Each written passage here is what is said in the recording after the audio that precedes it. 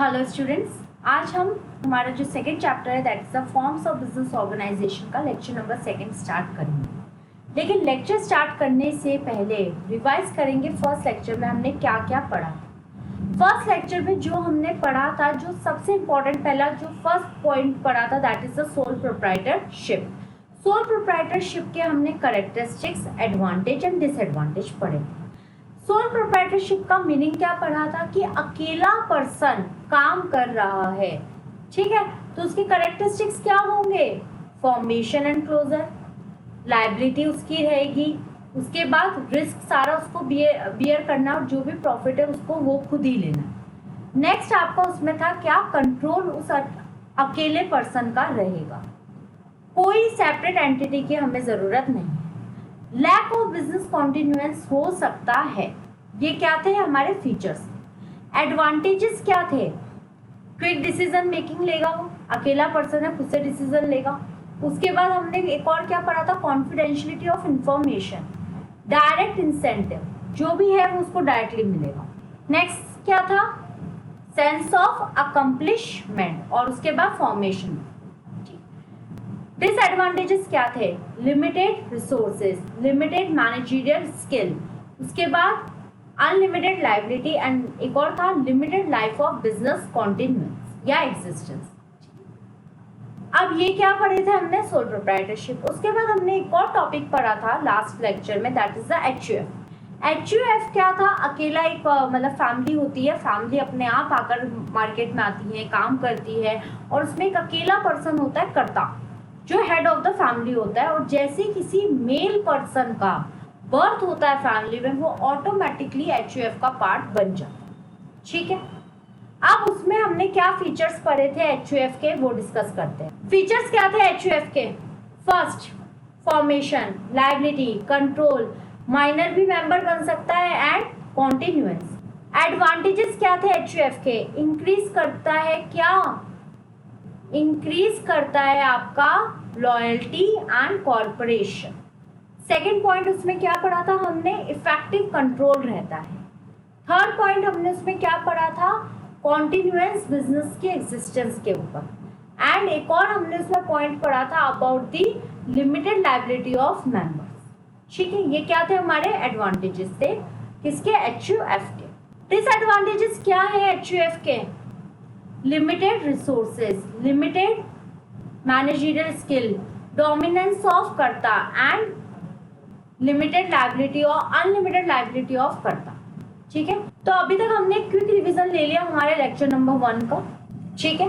अब हम पढ़ने जा रहे हैं आज के लेक्चर में, वो रहेगा हमारा third topic that is the partnership. Clear? Partnership में हमें क्या पढ़ना है? सबसे पहले पार्टनरशिप होती क्या है?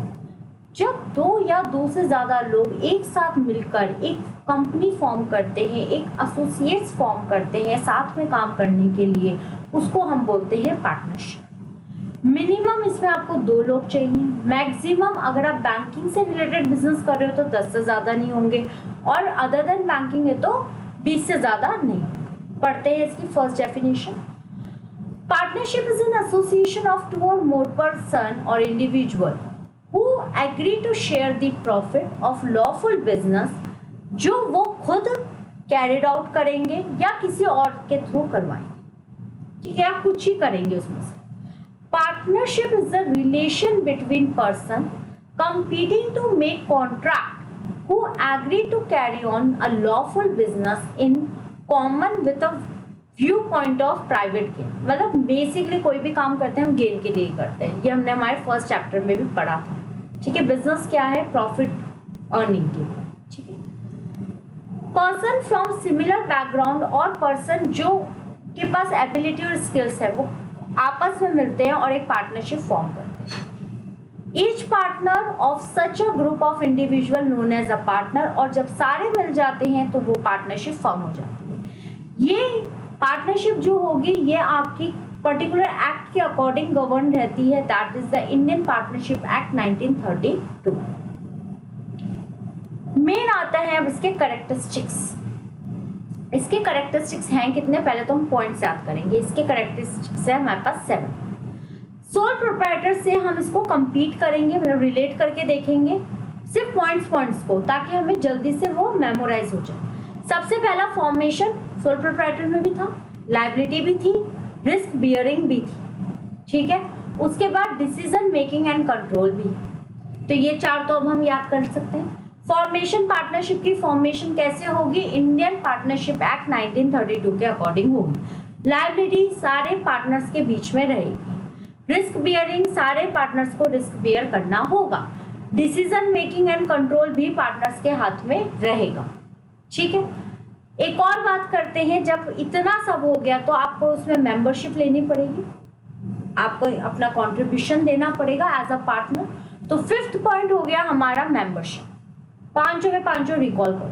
पहला formation, liability, risk bearer, decision making and control, and fifth is your membership.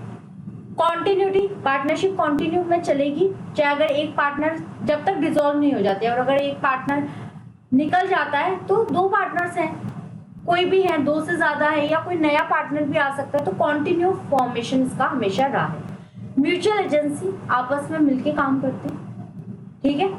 7 characteristics बताओ पार्टनरशिप के। पीपीटी को एक सेकंड के लिए मिनिमाइज करो। अब आप तो मिनिमाइज नहीं कर सकते, तो मैं इसको हटा दूँ। चलो, पहला क्या था? Formation. Next liability. Third risk bearing. Fourth क्या था बताओ?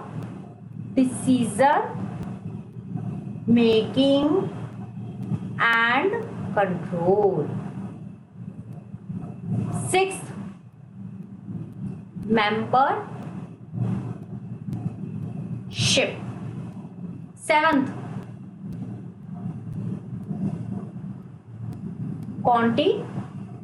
सिक्स्थ आपका आ गया कॉन्टिन्यूटी, और सेवंथ था आपका, लास्ट था आपका क्या था? म्यूचुअल एजेंसी, ठीक है। तो ये आपके क्या हो गए? कैरेक्टरिस्टिक्स। नेक्स्ट हम आते हैं एडवांटेजेस पे। फॉर्मेशन वो यहाँ पे वापस से आ गया, is form of formation and closure. Decision making तो यहाँ पे भी आ गया, बैलेंस करेंगे हम डिसीजन मेकिंग में। जैसा हमने सोल प्रोप्राइटरशिप में पढ़ा था कॉन्फिडेंशियलिटी ऑफ इंफॉर्मेशन, वो यहाँ पे नाम चेंज होके हो जाएगा, वो सीक्रेसी। 3 एडवांटेज बताओ। Formation and closure as form of formation and closure. Next balance decision making. Third secrecy. Risk को भी आप शेयर कर रहे हो आपस में इंडिविजुअली। और मोर फंड्स जितने हो उतने कम। तो कितना हुआ एडवांटेज? 5। बताओ। Formation and closure, risk bearing और शेयरिंग रिस्क, जो भी आप बोलना चाहो, सीक्रेसी। उसके बाद आपका था more fund and balance decision making. Characteristics बताओ पार्टनरशिप के। पहला formation, liability, risk bearing, decision making and control, membership, continuity and last आपका म्यूचुअल एजेंसी। एडवांटेज बताओ। Ease of formation and closure, उसके बाद एक और क्या था?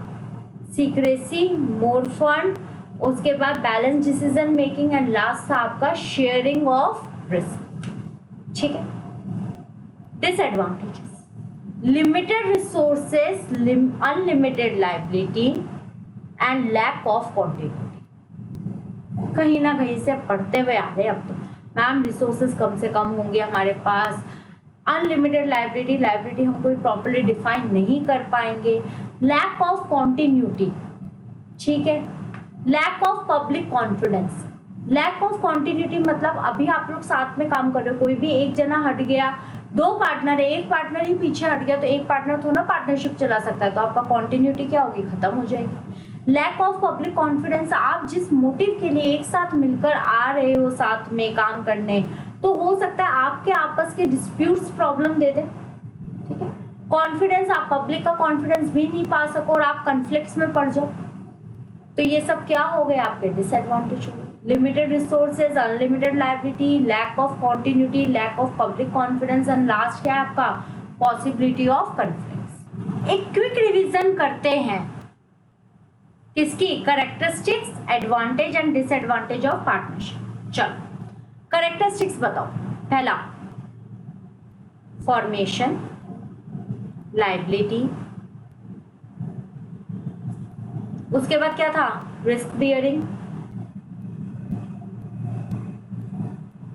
और decision making and control, membership, continuity and mutual agency. ठीक, एडवांटेजेस क्या थे, मैं इसको रिमूव कर रही हूँ, एडवांटेजेस लिख रही हूँ, बताओ।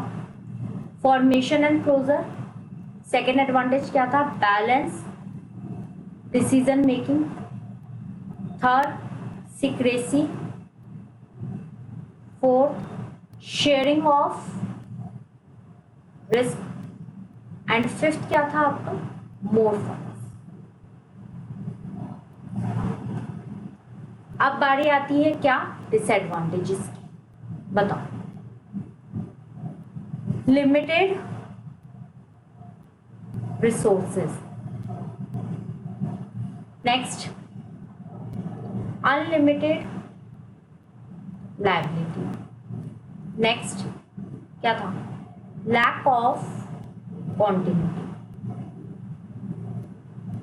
Lack of public confidence and possibility of conflicts. कौन कहता है हमें कि हमें याद या रिवाइज नहीं होता, हमें सारे कीवर्ड्स अच्छे से इस चैप्टर के याद करने हैं, बिकॉज 11th में है, 12th में होगा नहीं होगा दैट्स अलग थिंग, क्योंकि 12th में थोड़ा सा एडवांस लेवल आएगा, but yes after 11th 12th अगर आप बीकॉम ग्रेजुएशन करते हो या कुछ भी अदर प्रोफेशनल सब्जेक्ट भी लेते हो, उस टाइम पे भी इन सब चीज़ों की बहुत रिक्वायरमेंट है। अभी से पढ़ लोगे तो बहुत जल्दी उस टाइम पे इसको रिकॉल कर सकते हो, ठीक है। नेक्स्ट, अब बारी आती है आपका next point, that is the types of partner. 6 तरीके के हमारे पार्टनर्स होते हैं, एक्टिव पार्टनर, डॉर्मेंट और स्लीपिंग पार्टनर, नॉमिनल पार्टनर और आपका सीक्रेट पार्टनर, या हम बोल सकते हैं सब partner, partners by estoppel and partners by holding out. ठीक है, पढ़ते हैं एक एक पार्टनर्स के बारे में। यहाँ एक फ्लो चार्ट से हम इसको पढ़ेंगे। पहले मैं आपको बता दूं, जो एक्टिव पार्टनर होगा वो हमेशा एक्टिव रहेगा सारे बिजनेस के अंदर। स्लीपिंग पार्टनर को सिर्फ प्रॉफिट से लेना देना है, उसको और किसी चीज से नहीं। सीक्रेट पार्टनर क्या होगा, जो शो नहीं होगा एज अ पार्टनर लेकिन पार्टनर होगा। नॉमिनल पार्टनर तो किसी चीज में ना कंट्रीब्यूट करेगा और कुछ भी उसको किसी चीज से लेना देना नहीं है, बस उसका नाम रहेगा कि हाँ ये पार्टनरशिप में है। पार्टनर बाय एस्टॉपल मतलब और होल्डिंग आउट, ये दोनों पार्टनर्स कौन से होते हैं? ये दोनों पार्टनर ऐसे होते हैं, ये दोनों पार्टनर नहीं होते लेकिन एक्ट करते हैं कि यस हम इस पर्टिकुलर फर्म के पार्टनर हैं। मतलब वहां के चाहे वो एम्प्लॉय हो, एम्प्लॉय किसी थर्ड पार्टी के सामने इस तरह से जाके काम करते हैं, इस तरह से जाके बात बताते हैं, इस तरीके से जाकर अपनी पॉइंट्स रखते हैं कि सामने वाले को ये लगता है कि यार ये भी उस कंपनी का पार्टनर है। ठीक है, तो ये आपके क्या हो गए 6 तरीके के पार्टनर्स। अब पढ़ते हैं एक्टिव पार्टनर। कैपिटल में भी कंट्रीब्यूट करेगा, मैनेजमेंट में पार्टिसिपेट करेगा, प्रॉफिट लॉस शेयर करेगा, उसकी लायबिलिटी अनलिमिटेड। बेसिकली लायबिलिटी सबके अनलिमिटेड है। ठीक है, स्लीपिंग और सीक्रेट पार्टनर भी कंट्रीब्यूट भी करेंगे, पार्टिसिपेट भी करेंगे एंड प्रॉफिट और लॉस को शेयर करेंगे। नॉमिनल पार्टनर कुछ भी नहीं करेगा, बस उसका नाम रहेगा। एस्टॉपल और होल्डिंग आउट भी कुछ नहीं करेंगे क्योंकि उनको तो उनकी सैलरीज मिल रही होगी।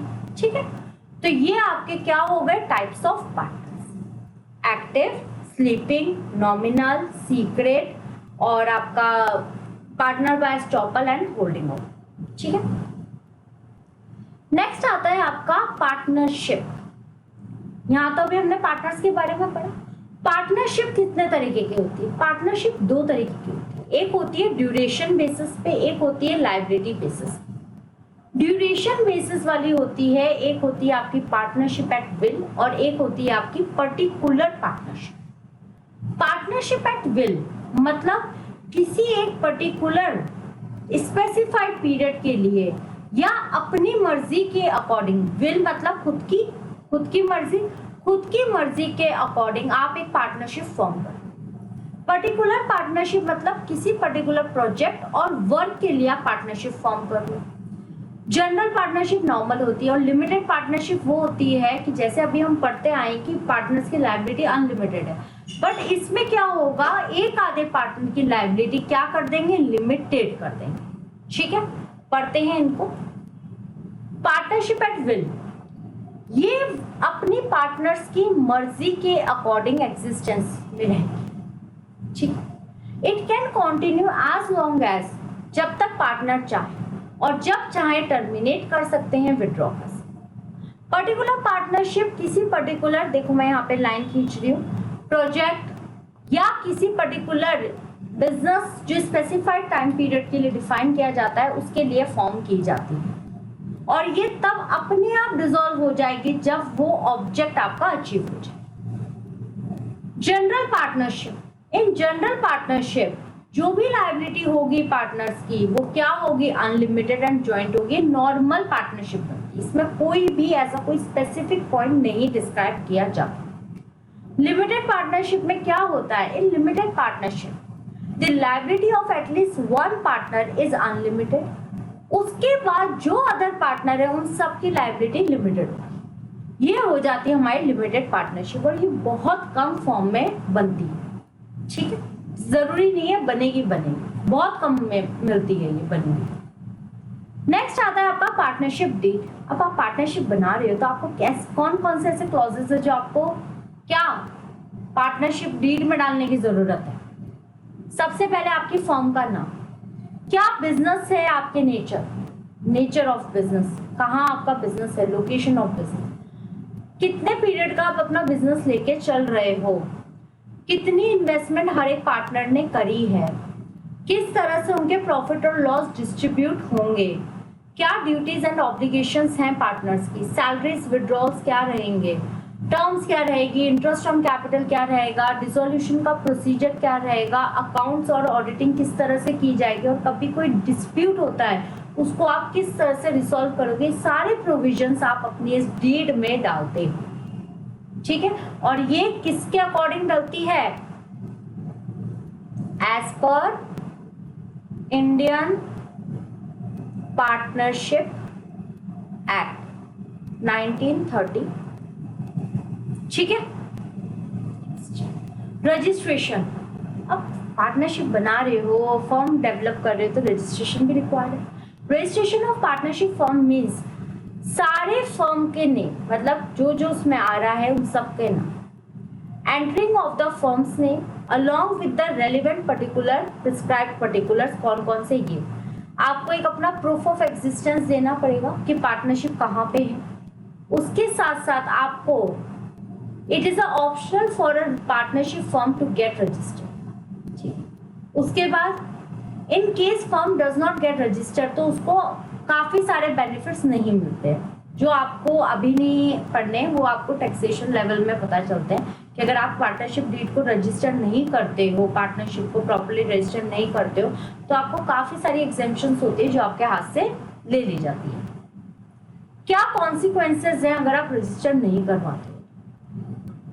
अब partner of a unregistered firm वो कभी भी उस फर्म को स्यू नहीं कर सकता कोर्ट में, ठीक है, या किसी पार्टनर को भी नहीं कर सकता। फर्म खुद भी किसी थर्ड पार्टी को सू नहीं कर सकती कोर्ट में, और कोई भी केस इनके अगेंस्ट नहीं आ सकता। तो इससे भी क्या होता है, श्योरिटी लेवल कम हो जाता है। ठीक है, next, in the view of this consequences, तो ये दिया जाता है, कहा जाता है कि आप अपनी फर्म को क्या करो, रजिस्टर करवा लो। रजिस्ट्रेशन आपका इस पर्टिकुलर एक्ट के अकॉर्डिंग होगा। प्रॉपर आपका फॉर्मेशन, ड्यूरेशन वगैरह आपका प्रॉपर होना चाहिए। अब प्रोसीजर क्या होता है रजिस्ट्रेशन का, वो पढ़ते हैं फटाफट। आपको सबमिट करने कुछ पर्टिकुलर चीजें क्या क्या है, name of the firm, location, names of other places और पार्टनर्स, डेट, आपको डालनी है। हर एक पार्टनर जब जब जो ज्वाइन हो रहा है उनके नेम और एड्रेस प्रॉपर्ली आपको प्रिस्क्राइब करने हैं और ड्यूरेशन आपको बतानी है, और ये सारी चीजें पार्टनर साइन करेंगे। उसके बाद आपका इसमें सेकंड आता है, फिर आपको रिक्वायर्ड फीस जो है पार्टनरशिप रजिस्ट्रेशन की, वो आपको क्या करनी है, सबमिट करनी है। रजिस्ट्रार आफ्टर अप्रूवल वो आपको कहता है कि आपको एक सर्टिफिकेट इशू कर देता है रजिस्ट्रेशन। ठीक है, इसी के साथ साथ आज का लेक्चर भी खत्म। मैम बस इतना सा आज पार्टनरशिप पढ़ाया। अरे बच्चों, ये पार्टनरशिप तो रिवाइज करो, इसको अच्छे से रिवाइज करना है हमें। ठीक है, तो अब हमारे इस चैप्टर के 2 लेक्चर छोटे छोटे से हो गए। ठीक है, जिनका अगर आगे भी पढ़ने का मन है वो आगे भी पढ़ सकते हैं, लेक्चर्स आपके पास सारे ही है। ठीक है, बट हम शॉर्ट में पढ़ेंगे ताकि आपको एकदम से ज्यादा भी बर्डन ना लगे और आपको रिवाइज अच्छे से। अल्टीमेटली रोल हमारा यही है कि हमें अच्छे से याद और रिवाइज। ठीक है, तो अभी तक हमारे क्या क्या हो गए, सोल प्रोप्राइटरशिप हो गया, HUF हो गया एंड पार्टनरशिप। ठीक, अब नेक्स्ट जो है नेक्स्ट लेक्चर्स में कंटिन्यू करते हैं। Okay, thank you.